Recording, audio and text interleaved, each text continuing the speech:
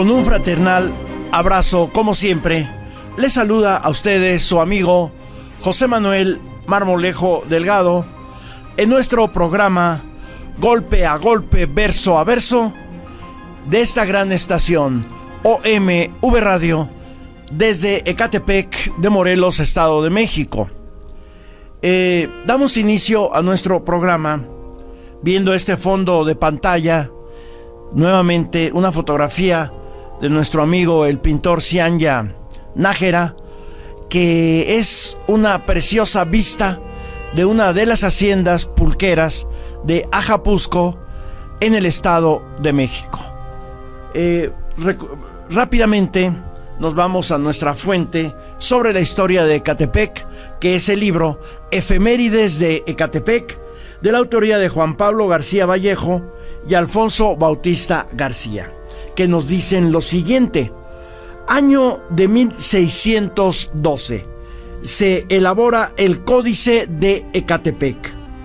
Es considerado un códice poscortesiano y está en posesión de los vecinos de San Isidro Atlautenco. Es un documento poco conocido por los especialistas e inclusive por los mismos vecinos de Ecatepec. El día 19 de junio de 1618 se vendió parte de la encomienda de Ecatepec. Con permiso de sus hijos Diego y Juan, Fernando de Sotelo Moctezuma vendió su parte de la encomienda a Fernando Bocanegra por 9,660 pesos. El día 22 de junio de 1627 se verifica la seguridad hidráulica en Ecatepec. El 15º virrey Rodrigo Pacheco Osorio, marqués de Cerralbo, quien gobernó la Nueva España de 1624 a 1635, vino más bien a observar la laguna de San Cristóbal para comprobar si su subida ponía en peligro a la capital novohispana por una inundación. El marqués de Cerralbo se negó a continuar con el desagüe del Valle de México y a dar mantenimiento al túnel que atravesaba al cerro de Nochistongo, hecho años atrás por Enrico Martínez. Pues esta es parte de la importante historia de nuestro municipio Ecatepec de Morelos, Estado de México. Pues continuamos con la temática general de nuestro programa. Estábamos analizando el juicio militar que se le siguió al general Rueda Quijano, acusado, tal vez injustamente, por haber participado en la rebelión militar en contra de Calles. Los integrantes del tribunal prácticamente acusaron a Rueda Quijano de no cumplir sus obligaciones militares y dejar el sector militar en manos del enemigo. Madrigal le aseguró que todo era una vil traición y que solo se rindió cuando vio el fracaso de la rebelión. Al interrogar a interrogante del agente del Ministerio Público, el detenido afirmó sí haber tenido relaciones de amistad previa con Eugenio Martínez y con Almada, pero que desde hacía 4 meses solo trataba con ellos asuntos del servicio, que Martínez se inclinaba por Serrano por amistad, aunque también era amigo de Álvaro Obregón, y que con Almada nunca trató asuntos políticos.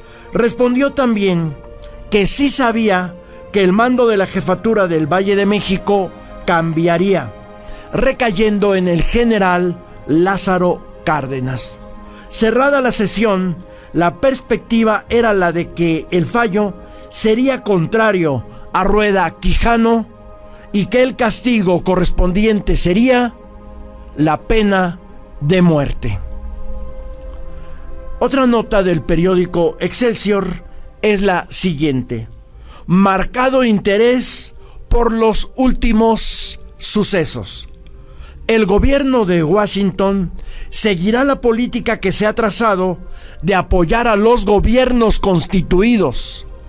Declaración de la embajada. El embajador Morrow, después de conferencias con el secretario de Estado, hace los preparativos para emprender el viaje. Washington, octubre 4. Los sucesos en México causaron interés extraordinario entre funcionarios de Estados Unidos. El Departamento de Estado apoyaría a los gobiernos legalmente constituidos, como fue el caso de Álvaro Obregón en México y de Alfonso Díaz en Nicaragua. Estados Unidos estaba obligado a proporcionar armas y aviones militares a calles, por lo que se esperaba que fuera derogada la prohibición que existía al respecto. La Embajada de México en Estados Unidos informó, en efecto, acerca de que se presentó la rebelión en una pequeña parte de la guarnición de la Ciudad de México, en Torreón y Veracruz, pero que esos conflictos ya estaban previstos, por lo que las medidas tomadas tenían controladas ya las rebeliones y que el gobierno dominaba la situación. Que los candidatos Gómez y Serrano se sublevaron, saliendo ambos de la Ciudad de México, uno con rumbo a Veracruz y el otro hacia Cuautla, Morelos. El gobierno suprimía la sublevación, pero no solo contaba con la fuerza militar, sino también con la simpatía de la opinión pública. El embajador designado de Estados Unidos, Mr. Dwight W. Morrow, conferenciaría en el Departamento de Estado con el secretario Francis B. Kellogg sobre su partida a México.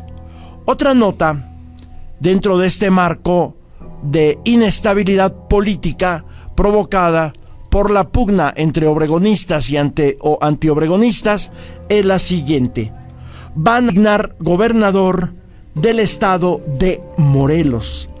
El Senado no ratificará el nombramiento del señor Ambrosio Puente, una junta del bloque. Es probable que algunos senadores antirreeleccionistas sean desaforados. Durante la reunión del bloque obregonista en el Senado, que siempre se efectuaba en el mayor de los sigilos, surgió el rumor del desafuero de los senadores antirreeleccionistas Jesús F. Azuara, Anastasio Meneses y Candor Guajardo. También se trató sobre el nombramiento a propuesta del Ejecutivo del ex senador Abel S. Rodríguez como gobernador provisional de Veracruz. Se tocó el tema de la desaparición de poderes en Chiapas y la no ratificación como gobernador de Morelos del señor Ambrosio Puente. Los senadores Jesús D. Aguayo, Manuel Gutiérrez de Velasco, Hilario Álvarez, Eduardo Neri y Antonio Balader Ramírez tendrían una nueva entrevista con Calles para conocer la terna propuesta para gobernador del estado de Chiapas. Otra nota es la siguiente: fue aprehendido el señor licenciado Juan Brown. Sus familiares interpusieron una orden de amparo que fue concedida. Bajo el cargo de antirreeleccionista, fue aprehendido el juez segundo de lo civil, licenciado José Brown.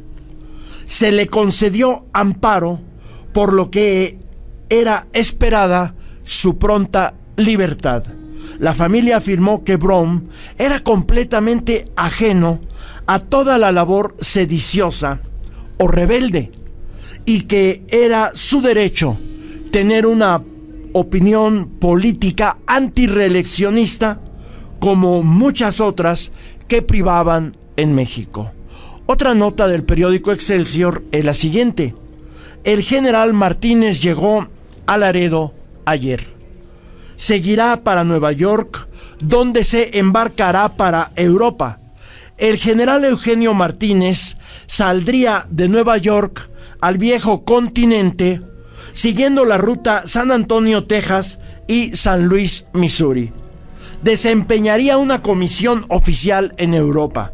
El carro de la Secretaría de Guerra, en el que hizo el viaje el militar a Laredo, regresaría de inmediato a la Ciudad de México.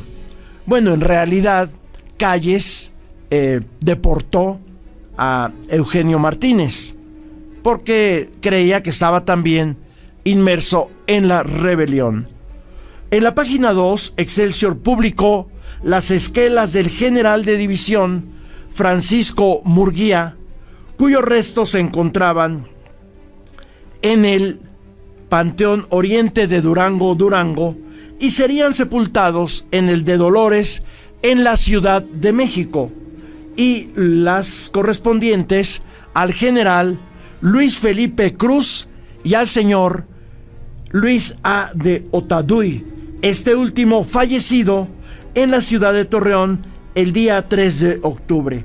Todo esto en el marco de la rebelión serrano-gomista en contra de Calles, pero como producto de una represión incruenta, injusta, cometida por el gobierno de Calles, apoyada por Obregón, incluso en contra de generales que en realidad no se habían rebelado, no habían subvertido el orden, pero que se aprovechaba para ir eliminando contendientes políticos, enemigos políticos de Calles y de Obregón. Así manejaban la política estos criminales, Calles y Obregón, que son los constructores del actual Estado mexicano, Estado que ya tiene que cambiar.